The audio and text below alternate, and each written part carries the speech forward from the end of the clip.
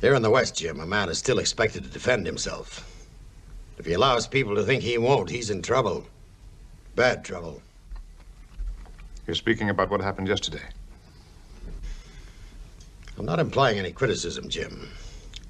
But your gentlemanly forbearance is misplaced when you're dealing with the Hennessy's. Well, perhaps you did the right thing. Pat being there.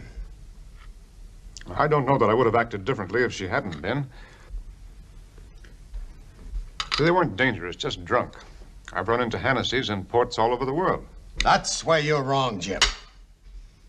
The Hennessy's are trash. There's no other word for it. They're trash.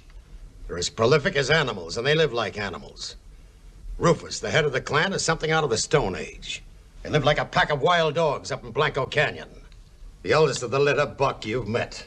They're a pest, a plague, like Sodom and Gomorrah. It'd be a blessing for this country if the flood would wipe them off the face of the earth. Where are you off to? Little hunting expedition. Good. I'll get a gun, Steve. Be right with you. Yes, sir. What are you hunting today, Mr. Leach? Hennessy's?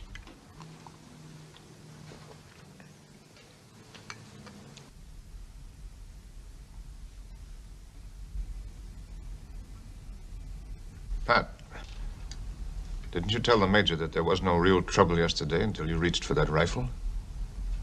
No, I don't think it would have made any difference. You can tell him if you want to. You don't mean that you're actually going to go out and shoot somebody because of what happened yesterday? Oh, just teach him a little lesson.